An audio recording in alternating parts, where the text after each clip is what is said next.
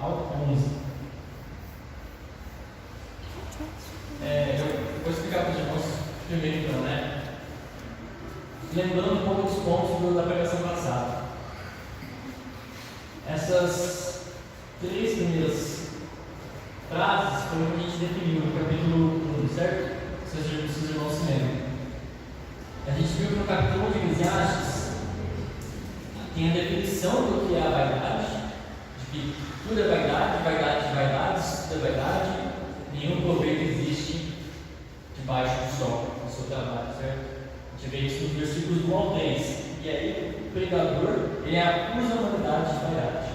No versículo 4 ao 11, o pregador fala sobre a realidade que condena a humanidade à vaidade. Então é o famoso poema dos ciclos da vida, como eu falei semana passada, é um poema que ele é essencial para o entendimento do entendimento da vida. Porque o versículo 1, o pregador se apresenta, o versículo 2, o pregador se apresenta de novo, mostrando que o entendimento que o poema dos ciclos da vida dá, são os versículos 4 a 11, ele transforma de tal forma o pregador que ele precisa se apresentar de novo.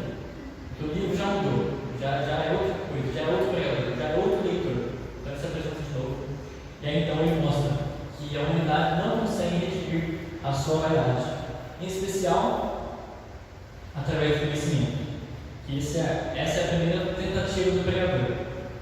O pregador aqui, o autor de Eclesiastes, ele está tentando, por vários meios, até o capítulo 6 ele vai fazer isso, vai tentar de todas as formas possíveis consertar o seu problema, redimir a sua vaidade, encontrar aquilo que vai dar significado à sua vida.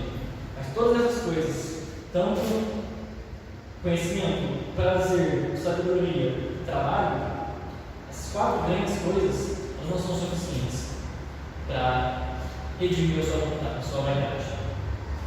O que a gente entendeu semana passada foi, mesmo sendo a coisa mais importante a ser feita, mesmo sendo a maior das motivações para se viver, tentar entender a vida ainda é insuficiente quando se está morto e tudo de que se precisa é de vida.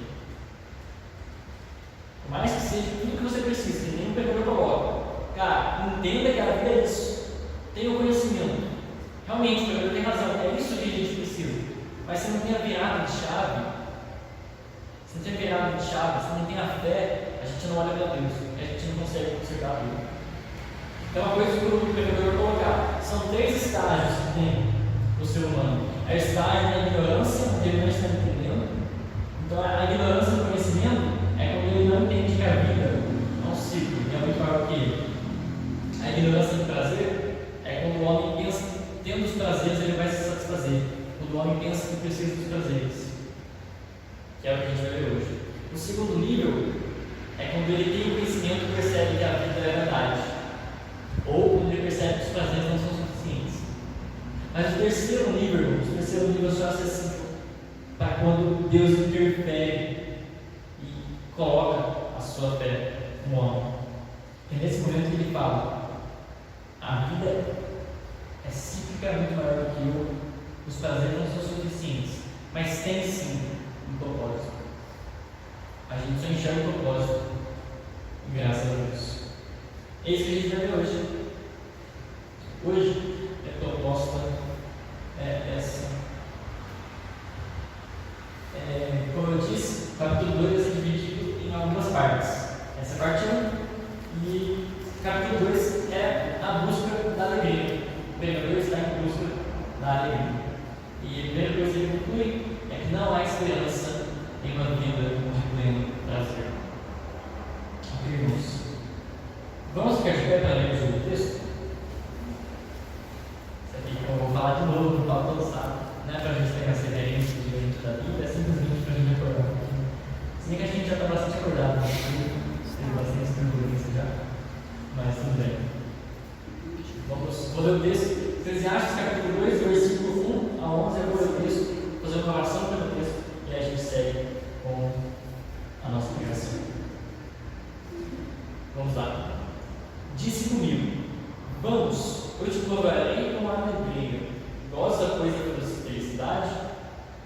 mas também isso é a vaidade. Do riso eu disse, é loucura, e da alegria, de que serve? Resolvi no meu coração dar meu vinho regendo e contudo pela sabedoria, e entregar a loucura, até ver o que melhor seria que fizéssemos filhos dos homens debaixo do céu, durante os poucos dias da sua vida. Empreendi grandes obras, edifiquei para mim casas, plantei para mim vinhas, fiz jardins e pomares para mim, e nestes plantei árvores frutíferas de toda espécie. Fiz para mim açudes, para regar por eles o bosque, em que reverdeciam as árvores. Comprei servos e servas, e tive servos nascidos em casa. Também possuí bois e ovelhas, mais do que possuíam todos os que antes de mim viveram em Jerusalém.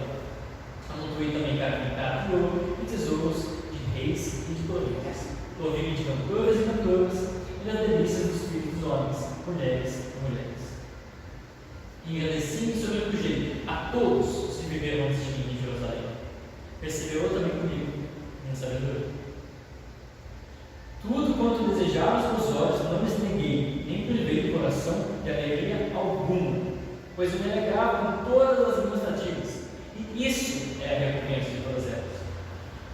Considerei todas as obras que fizeram as minhas mãos, como também um trabalho que eu com fadigas havia feito. E eis que tudo era vaidade e correr atrás do vento, e nenhum proveito havia debaixo do sol. Senhor Deus, muito obrigado pela tua palavra, muito obrigado por aquilo que o Senhor quer nos ensinar e que podemos ter acesso hoje. Senhor, abra nossos corações e entendimento para vermos que a vida de prazer não é suficiente, senão não temos esses prazeres diante de ti, Senhor Deus. Por isso, eu oro e agradeço em nome de Jesus.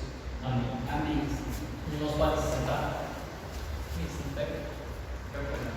Ah. Eu pego agora. Irmãos, vamos começar então. Esse aqui é o que eu entendo como uma tese aqui do pregador. Eis que todo prazer é vaidade. A alegria encontrada nos prazeres da vida é vaidade e correr atrás do tempo. Irmãos, então temos aqui 3 partes nesse capítulo. Temos primeiro o versículo 1 e 2, a resolução do pregador. Aqui antes, lembrando de novo o esboço do livro de Eclesiastes, né? A gente está no grande capítulo, que é a investigação da vida, depois o pregador fará a avaliação da vida também, e estamos vendo agora a verdade de se esforçar para ter prazer. Essa é a divisão que eu tenho aqui nos meus comentários, deve ser assim para nortear a gente, ok? Vamos lá. Primeira parte do texto, a gente tem a resolução do pregador. E nem o capítulo 1, ele faz ele já dá a resposta, né, no começo do capítulo.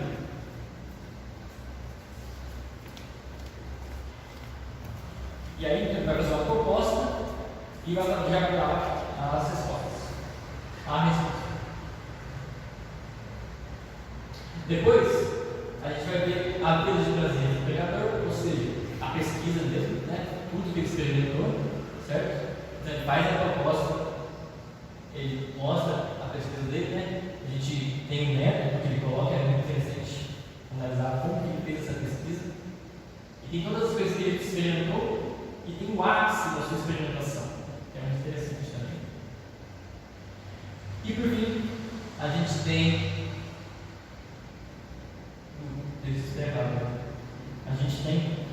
o proveito dos prazeres para o pregador, que é o versículo 10 e versículo 12. E aí aqui é a conclusão de novo, só que dessa vez a conclusão um pouco mais destrinchada do que no versículo 1 e versículo 2. E aí ele faz, no mesmo movimento que ele faz no capítulo 1. Ele vai, no capítulo 1 ele fala o que ele já sabe, tudo é verdade. Ele explica como chegou a essa conclusão, e aí ele dá a conclusão mais destrinchada, um pouco mais explicada. Aqui no capítulo 2, versículos 1 a 11, mesma coisa. Esse é o processo que o pregador faz para explicar ao seu leitor que a busca pelos prazeres é vaidade. Então, primeiro, vamos lá. A proposta. Qual é a proposta do pregador? Ele diz assim: disse comigo. Aqui, né? Então, é uma decisão. O pregador toma uma decisão. Ele já viu que o conhecimento é vaidade. Não adianta o conhecimento. Então, qualquer outra coisa, qualquer qualquer outra coisa que se pensaria no conhecimento, prazer, desfrutar da vida. Qual outra coisa poderia significar a vida do que realmente se alegrar com a vida, certo? Então, também a segunda coisa que ele vai atrás é de prazer, certo? Aqui ele diz: eu te provarei com a alegria. Ele está falando sozinho, ele é como se fosse um desafio, uma proposta. Então, ele está falando: vai, experimente, aproveite. Aqui quando fala, goza da felicidade, vai, veja, experimente, né? Descubra, veja como é, vai lá e tenta. É isso, é uma tentativa. Por quê? O que é experimentar? Você não conhece ainda. Então você vai experimentar comigo. Você coloca um cadinho dela, você vai ver se vai ver se ela é boa ou não, vai ver se vale a pena ou não. Essa é a proposta do pregador. Como se ele já não tivesse vivido prazeres. Mas aqui é interessante, o pregador, quando ele fala disse comigo, ele não está pegando o grupo dele do passado. Você consegue entender isso? Que esse pregador escrevendo é o pregador do presente, velho, já idoso, depois de ter vivido toda a sua vida. Quando ele diz, eu te provarei uma alegria, vai e experimenta, não é que quando velho ele teve todas essas coisas, mas é ele olhando para o que ele já teve no passado, certo? Porque ele já está velho, não dá para experimentar tudo de novo. Então, por mais que o pregador fale, vai e experimenta, ele já experimentou. Por isso que quando ele fala, empreendi grandes obras, edifiquei, plantei, fiz, é tudo no passado. Ele já fez. Então o pregador já está no ponto onde tudo já acabou. Isso é muito importante, porque é com isso que tem a ver a conclusão do Egito. Vamos lá. A resposta do pregador, a parte B do versículo já diz: mas também isso é a verdade. Como ele está, depois das coisas já terem sido feitas, ele já pode olhar para trás e rapidamente dizer: isso é verdade. Tem um motivo para isso, lá no versículo 10. Mas antes, ele mesmo já conclui, mas ele fala assim: não, beleza, deixa eu pensar direito. Então ele vai pensando. Aqui o versículo 2 ele diz assim: do riso eu disse que é loucura. Então ele chama o riso de loucura e chama a alegria. Ele fala, né? Alegria, de que serve a alegria? O comentário diz que aqui o riso é o sentido de um divertimento, de um jogo, de uma festa. Então o riso é uma alegria um pouco mais assim, de qualquer jeito, uma festança. Essa aqui ela é a postura do ignorante. É um folgazão, um rapaz que só vem com um fulhão de folia, só faz bagunça. Então ele está tendo os prazeres na medida que abafa a própria ignorância. Ele ignora a vida. Ele não está usufruindo de verdade da vida, ele só ignora a vida. Mas a alegria aqui tem a ver com uma questão mais voltada realmente um coração voltado para Deus. A alegria aqui no texto está realmente voltada para alguma coisa para Deus. Mesmo assim ele diz, né, essa alegria de que serve? Porque é uma felicidade que não é o glorificar a Deus, é como se fosse a satisfação com a religiosidade. Aqui em Eclesiastes 2, né, no versículo 2 aqui. Então ele fala, não é só a pessoa tola que vive frivolidades, mas aquele que pensa que sua religiosidade está servindo de alguma coisa. Este que pensa que está se alegrando quando vai lendo, quando decora as passagens do Antigo Testamento, no caso, este também está vivendo vaidade.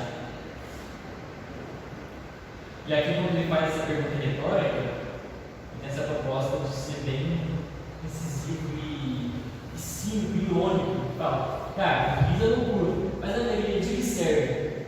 A gente pensa, se o riso é loucura, a alegria não tem propósito, não tem tempo. Mas beleza, agora a gente vai ver como que ele chega a essas conclusões. Então, beleza. O pregador já colocou a tese dele, já fez a própria conclusão, mas agora vai investigar a vida. Irmãos, no versículo 4 a 8, não tem muito o que retirar como lição. Então, eu não vou focar muito nele. Porque ele vai falar de todas as coisas que ele teve. Claro que tem o seu propósito, essa parte do texto, mas eu não achei muito interessante trazer agora. Mas, por exemplo, no capítulo 3 de Eclesiastes, sabe, sobre o tempo, capítulo 3, 1 a 8, tem tempo para tudo debaixo do céu, tempo para nascer, tempo para morrer. Essa já é uma lista que eu acho um pouco mais prática para a gente, do que essa lista do capítulo 2. Quando a gente estiver lá, a gente vai falar bastante, mas que parece um pouco óbvio e repetitivo, a gente vai falar. Mas aqui no capítulo 2 não, eu pensei que seria melhor se preocupar com o final dessa lista dele. O começo do final. Por que o começo? O começo é o versículo 3. O que ele diz?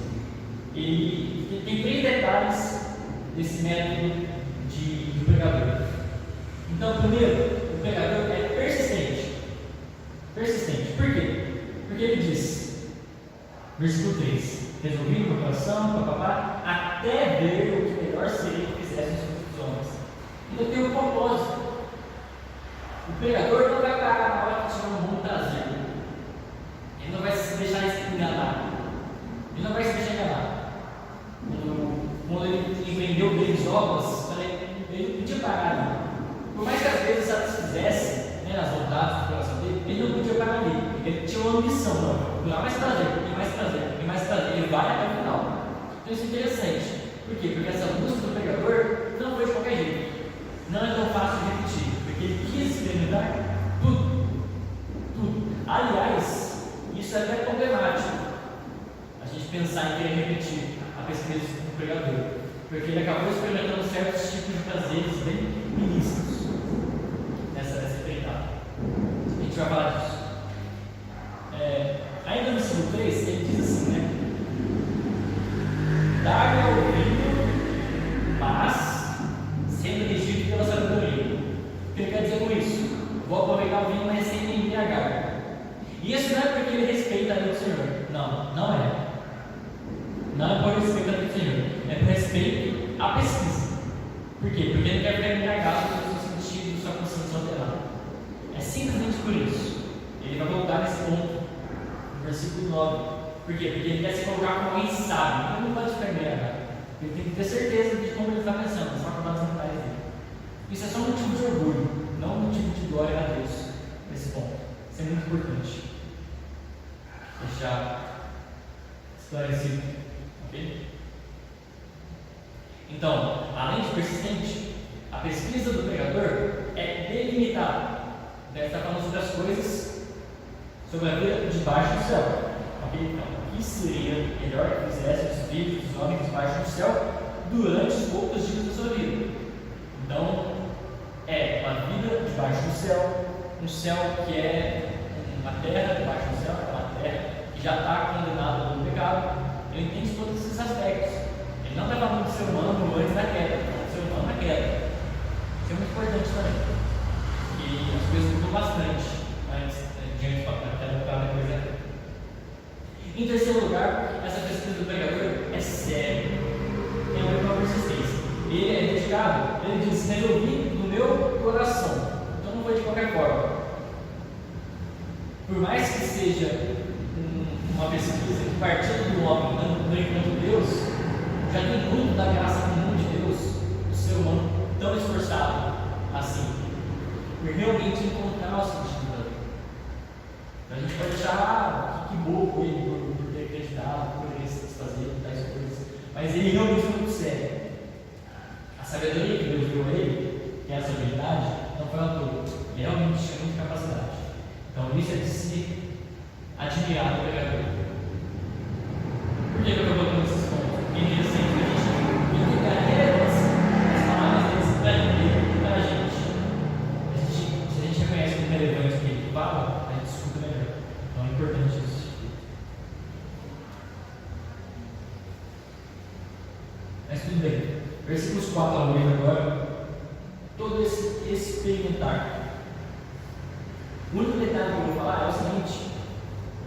ele fala assim: edifiquei para mim, plantei para mim, fiz jardins para mim, fiz para mim, e cadê? Amontoei para Criou para mim. 5 vezes. 5 vezes ele se refere a si mesmo. Então aqui explicitando o quê? A satisfação da vida do pregador era só para ele. Ele não estava nem aí agora nesse ponto para a vida, para a satisfação dos outros. Está preocupado com como ele pode encontrar significado na sua própria vida. Então tudo isso tem a ver com ele. E se você for pensar, se estava no tempo dele, não dava nem 10 pessoas terem tudo que estavam no tempo naquela época. Então isso já restringia o quanto de significado a vida de outra pessoa poderia ter. Mostrando quão egoísta é essa postura do pregador de querer satisfazer a própria vida sem se importar com a vida dos outros.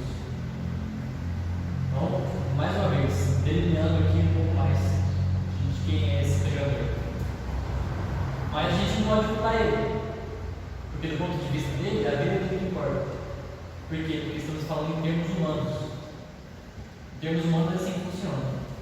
Se a gente se prende a essa busca por prazer, ou a gente vai para a vida ou a gente vai para o prazer.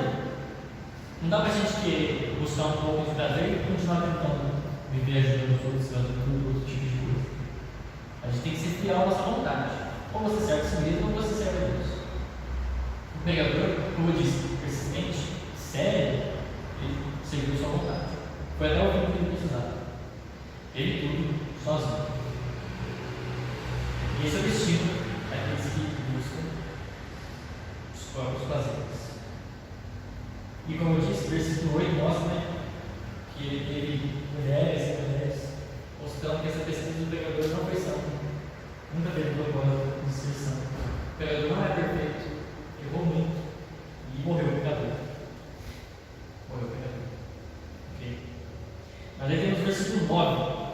O versículo 9 é sensacional porque é o ápice do prazer do pregador, porque tem a ver com o capítulo 1. Porque ele diz sobre como ele sobrepujou os outros, mas não de qualquer jeito. O pregador não superou os outros que deram antes só pelas coisas que ele teve, mas em especial por uma coisa que ele enfatiza: perseverou também comigo a minha sabedoria. Então o pregador mais uma vez se orgulha da sua sabedoria. E isso aqui tem relação com o seu prazer. Então ele aí vai colocar como o prazer dele é estar em ter esse conhecimento, como ele se prendia a encontrar Deus através do conhecimento. Mas irmãos, não tem outro. Versículo 10 e 11 ele vai chegar à conclusão. E é muito interessante. Versículo 10, o versículo 10, o pregador é o homem no estágio 2. Lembra que eu falei? O estágio 1 é o ser humano que vive na ignorância. Então ele pensa: qual é o sentido da vida? Eu vou buscar ter conhecimento, eu vou buscar ter prazeres. Ele não tem, então ele pensa: é assim que vamos resolver.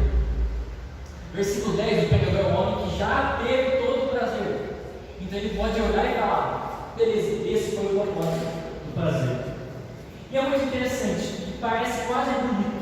É quase bonito, a gente quase acredita no versículo 10. Eu mesmo estava tendo uma interpretação muito errada do versículo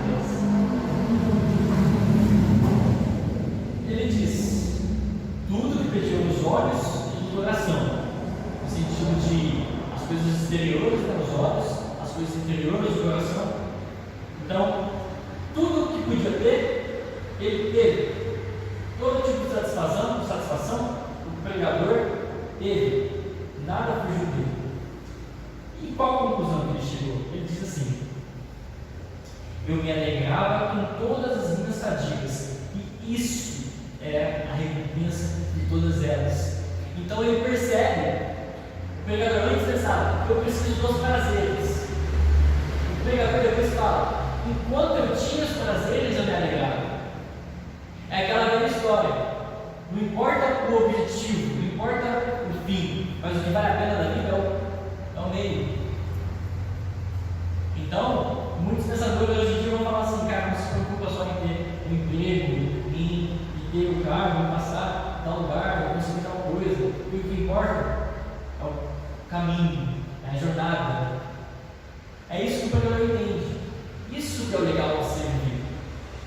Isso que é o bonitinho de servir, é o que faz a vida ter sentido. A jornada. Isso é muito bonito de se pensar. A gente fala muito disso. E tem o seu lado de razão. Mas para o pregador aqui, não foi suficiente. Não foi suficiente. Porque no versículo 11, ele fala: considerei todas as coisas. Versículo 10 ele fala: considerei tudo. Eu me alegrava com tudo. Versículo 11: considerei tudo. Me alegrar com tudo não foi suficiente. Nesse ponto, o pregador para. Como ele está velho, ele está depois de tudo isso. Ele já viveu, ele já perdeu tudo. Ele fala: cara, eu me alegrei sim, mas agora acabou. E agora esses prazeres não tem mais sentido. A jornada do pregador dignificou apenas a sua vida debaixo do sol, mas não foi capaz de resolver o problema da eternidade. E quanto mais se vive, menos se lembra da alegria, mais se é confrontado pela vaidade. É verdade que a verdade é que importa, mas para o cristão, não é porque o fim é inevitável, mas é porque o nosso fim não é um fim, o nosso fim é uma porta no caminho, é uma entrada para virar a primeira página da história da vida e passar para todo o livro que é a eternidade. A morte para a gente é uma passagem, a gente já desfruta da eternidade aqui. Mas esse papo de que a jornada que importa é verdade. É verdade. Porque ele vai tentar convencer esses filósofos contemporâneos, vão tentar convencer você a se contentar com aquilo que não era para estar te contentando. O pregador se contentou, mas graças a Deus que ele pôde viver o suficiente para olhar para trás e falar: cara, isso aqui não adiantou. E só assim ele pôde olhar para trás e ver que a recompensa eterna mesmo, ele não tinha conseguido ainda. O pregador, ele conseguiu recompensas terrenas, ele conseguiu o que queria, ele se alegrou com o que tinha, mas aí ele tem que perceber que tudo foi vaidade. É igual no versículo 11 que ele diz: tudo era vaidade, correr pelo vento, nenhum proveito aqui debaixo do sol. Ele fala os três grandes termos-chave de Eclesiastes: vaidade, correr atrás do vento, nenhum proveito existe. Ele é enfático em dizer que não adianta de nada. Então, de novo, irmãos, segundo a possibilidade humana, a jornada do pregador foi muito digna, foi perfeita, ele fez tudo que dava para fazer. Ele realmente conseguiu se alegrar com a vida dele. Ele percebeu que não importa o final, mas a jornada. Então ele poderia morrer um velhinho feliz. É o que muitos aí se enganam. Ele não pôde morrer feliz, porque ele olhou para trás e falou: de que adiantou tudo isso que eu vivi? Ele disse: considerei todas as obras que fizeram as minhas mãos. Ele coloca um tom muito pessoal: as minhas mãos, tudo isso que eu fiz, o trabalho que eu com fadiga sabia feito.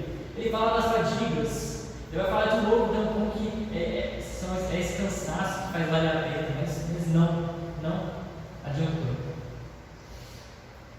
Simplesmente não adiantou. Irmãos, é isso. Todo o prazer é vaidade. A alegria em encontrar os prazeres da vida é vaidade e coberta de feira.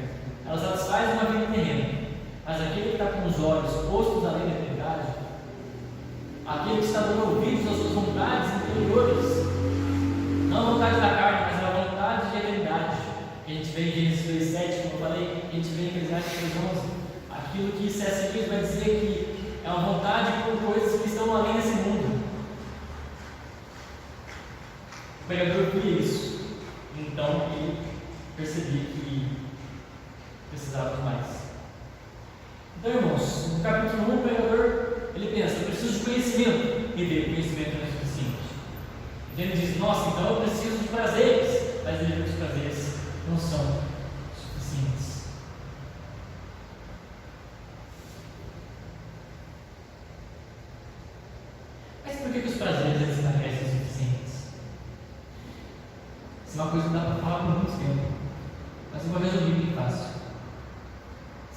19 diz que os céus proclamam a glória de Deus e anunciam as obras das suas mãos, e um dia proclama outro dia, e como Paulo vai dizer em Romanos, que isso quer dizer que toda a existência proclama Deus, tudo proclama Deus. Os prazeres não são feitos, não estão aí para a gente não desfrutar, que nem se pensa aí fora da igreja. O crente pode se divertir, sim. Tem prazeres na vida, sim. Muitas dessas coisas que o pregador disse são realmente dignas de serem feitas, mas com que cuidar mais, quando elas não são um propósito em si. E aí eu volto de novo para Eclesiastes 2:25. 2:24 e 25. E como o pregador já sabe, nada há melhor para o homem do que comer, beber e fazer que a sua alma goze o bem do seu trabalho. No entanto, viu também que isso vem da mão de Deus. Pois separado de Deus, quem pode comer ou quem pode alegrar-se? Ninguém. Ninguém pode. Então os prazeres da vida, eles manifestam um pouco de Deus, é por isso que eles nos enganam. Mas aí quando a gente tem, a gente vê, cara, não é suficiente. Uma boa comida glorifica Deus, uma boa música glorifica Deus, uma boa paisagem glorifica Deus. Construir esse mundo, criar, glorifica Deus. Deus cria para criarmos. A gente criando, glorifica Deus. A gente governando, glorifica Deus. Mas o homem desconciliado já não consegue ver Deus em cada vida. O pregador é um homem caído, como todos, e caído não consegue mais olhar para Deus, porque Deus não está nele.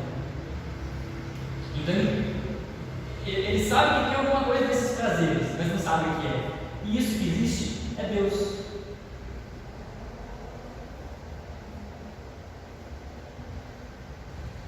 E aqui é interessante. O pregador teve tudo, mas nem o mundo inteiro em seu coração seria insuficiente.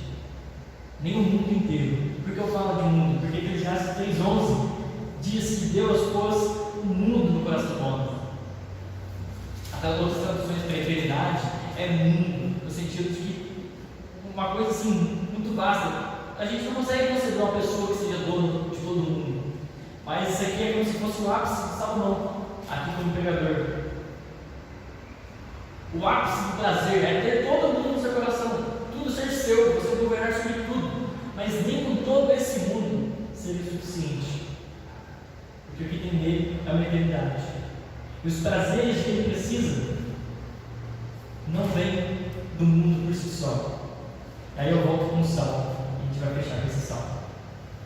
Salmo 16:11. Aqui o salmista é sucinto, ele é perfeito. Tu, que é Deus, me farás ver os caminhos da vida. Na tua presença há plenitude de alegria, na tua destra delícias perpetuamente. Se o pleno prazer nessa vida mal duros anos nesta terra, quão impossível será redimir uma vontade de eternidade em nossos corações. Se nem o pregador viveu décadas e décadas e teve rios e rios de dinheiro, se nem ele conseguiu ter tudo, imagina a gente. Isso é simplesmente para mostrar. Seu maninho, você não é nada. Você não é nada. O que você precisa de Deus está aí fora, mas você não consegue. Você precisa glorificar Deus com uma boa comida, com uma boa alegria, com uma boa companhia. Mas isso você não pode desfrutar 100%. Porque o que você precisa está em Deus. A alegria que estamos buscando só pode ser encontrada no prazer em Deus, graças ao Cristo que morreu na cruz, em troca da alegria que estava proposta. E a gente vê em Hebreus 12:2, diz que Cristo Jesus fez isso em troca da alegria que lhe estava proposta. Que alegria é essa? É Cristo ser soberano sobre este universo. Esse é o fundamento que a gente pode ter, que o pregador teve, como a gente vê na conclusão do livro de Eclesiastes. O que ele conclui é o que a gente pode concluir hoje. O que Cristo Jesus fez na cruz foi o essencial para que a gente pudesse estar reconciliado com Deus. E só reconciliado a gente pode voltar a olhar para Deus. E só olhando para Deus a gente pode ter essa alegria desfrutar dessa plenitude de alegria, essas delícias perpetuamente, para toda a eternidade. E aí sim a gente pode olhar para as coisas, olhar para os prazeres da vida, do jeito certo, que é com moderação e com verdadeira alegria. Porque o prazer não é o propósito da sua vida, o conhecimento não é o propósito da sua vida, mas o propósito da sua vida é reconhecer Cristo Jesus como Senhor soberano sobre toda a existência.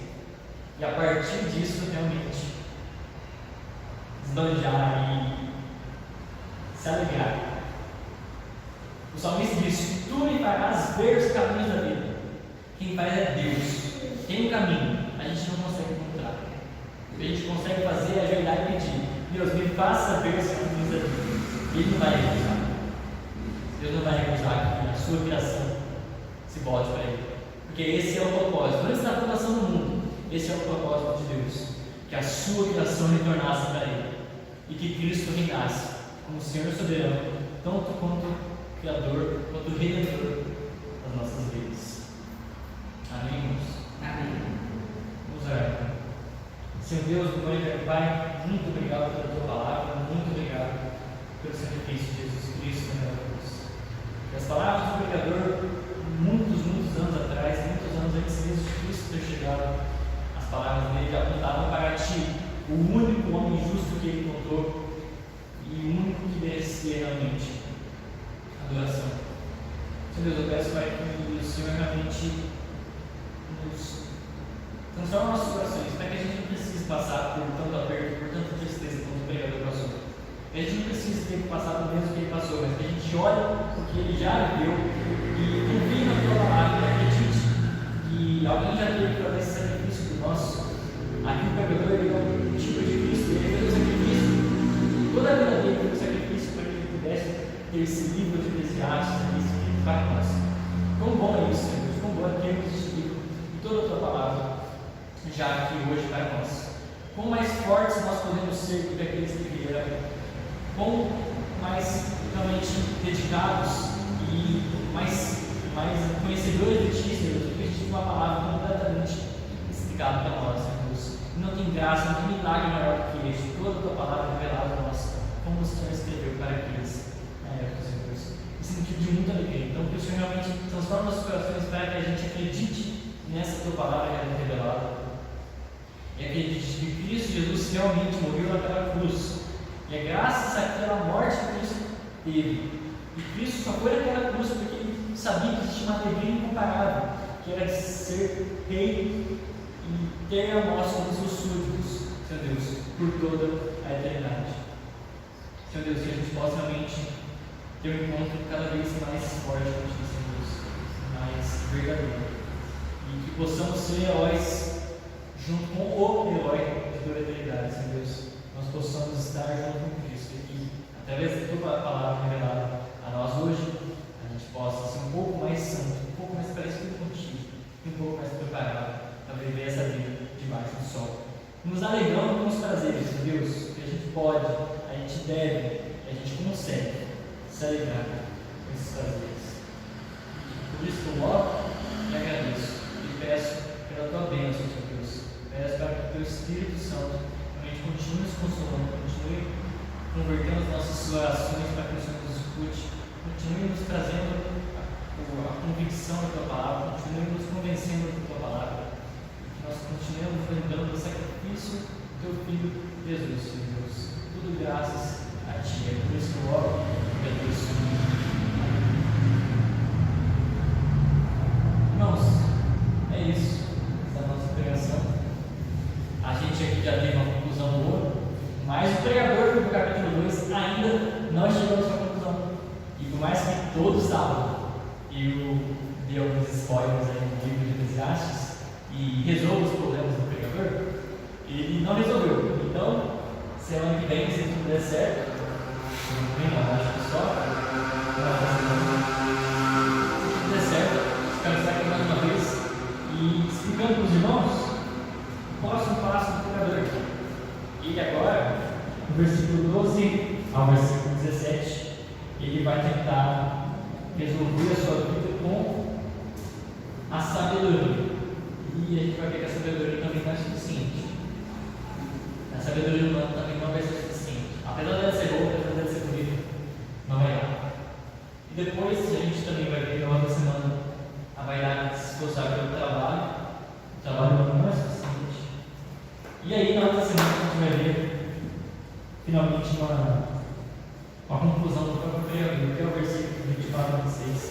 Aí sim a gente vai pegar o capítulo 2 e seguindo assim a passos curtos por Eclesiastes, né? Explorando bastante, se desenvolvendo bastante e aproveitando esse livro